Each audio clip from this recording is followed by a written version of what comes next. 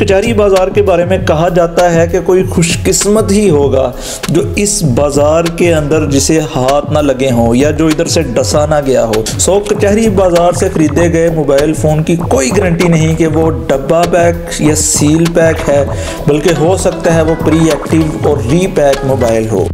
अस्सलाम वालेकुम नाज़रीन, मैं उमर फ़ारूक खालिद आपको फैसलाबाद के डिजिटल मीडिया प्लेटफार्म साडा सोना फैसलाबाद पर खुशामदीद कहता हूँ।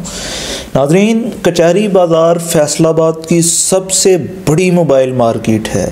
जिसके साथ फैसलाबाद के हज़ारों लोगों का रोज़गार वाबस्ता है, जहाँ रोज़ाना करोड़ों रुपए का बिज़नेस किया जाता है। नाज़रीन, कचहरी बाज़ार से रिलेटेड चंद अहम मसाइल कस्टमर पॉइंट ऑफ व्यू से कचहरी बाज़ार के दुकानदारों का रवैया, वहाँ मोबाइल की ख़रीदो फ़रोख्त, ख़ास तौर पर सेकंड हैंड मोबाइल की ख़रीदो फ़रोख्त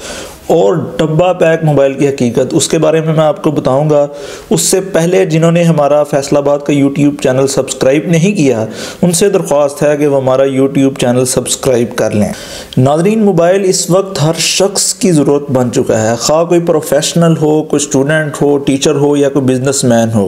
मोबाइल उसकी बुनियादी ज़रूरत है। ख़ास तौर पर जब से कोरोना वायरस की वजह से हमारा एजुकेशनल सिस्टम ऑनलाइन हुआ है, तब से इसकी अहमियत के अंदर और ज़्यादा इजाफा हो चुका है। नाज़रीन, बाज़ लोग मोबाइल को फैशन के तौर पर भी इस्तेमाल करते हैं। जेब के अंदर पैसे हों या ना हों,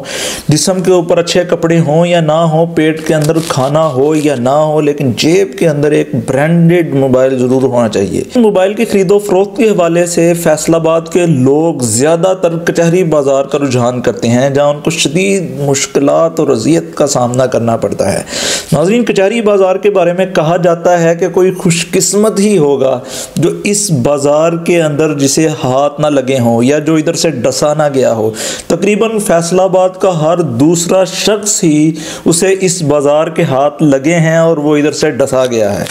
नाज़रीन, कचहरी बाज़ार के ताजरों के दो बिल्कुल मुख्तलिफ रवैये हैं। एक, जब आप उनसे मोबाइल लेने जाएं तब उनका रवैया जो इंतहाई सॉफ्ट होता है, जो इंतहाई अच्छे अखलाक से पेश आ रहे हैं, और दूसरा रवैया जब आपके मोबाइल के अंदर कोई प्रॉब्लम आइडेंटिफाई हो और आप अगले ही घंटे में या अगले दिन उसको वापस करवाने जाएं, उस वक्त उनका एक बिल्कुल और रूप होता है। वो बिल्कुल बदतमीज़ी से पेश आ रहे होते हैं, वो बदमाशी के साथ पेश आ रहे होते हैं और वो इंतहाई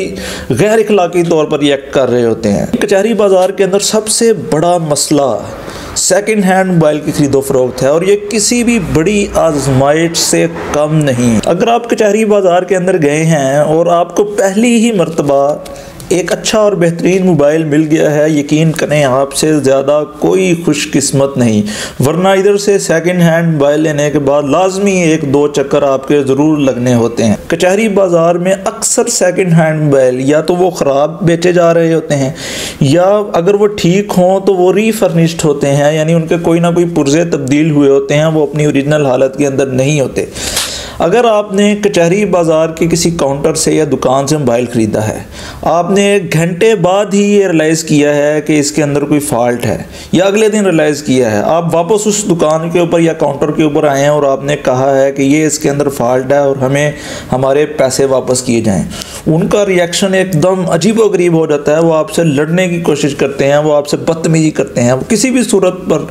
आपका मोबाइल वापस नहीं लेते। हाँ, लेकिन एक सूरत है, वो आपको मोबाइल वापस करने की वजह आपको 25% का टीका लगाएंगे, यानी अपना ख़राब मोबाइल आपसे उस सूरत में वापस लेंगे अगर आपके दिए हुए पैसों में से वो 25% की कटौती करें, उनको 25% डिडक्ट करें। यानी अगर आपने 10,000 का मोबाइल लिया है और वो मोबाइल ख़राब निकल आया और आपने अगले ही दिन या अगले ही घंटे वापस करना है, तो वो आपके 10,000 में से 2500 यानी 2500 रुपया वो काटेगा और आपको 7500 रुपया वापस कर देगा और आपको 2500 का 25% का एक टीका लगेगा। वो जो ख़राब मोबाइल वो वापस लेगा डिडक्शन के बाद, फिर उसे पकड़ेगा और अपने काउंटर के अंदर सजा लेगा और फिर किसी नए ग्राहक के इंतज़ार के अंदर बैठ जाएगा। लेकिन अगर आप कचहरी बाज़ार को ऑब्जर्व करें, उधर जाकर चक्कर लगाएं, तो आपको हर दूसरे तीसरे काउंटर पर ऐसी कशमकश, लड़ाई और तकरार कस्टमर और दुकानदार बाज़ार के दरमियान ज़रूर नज़र आएगा।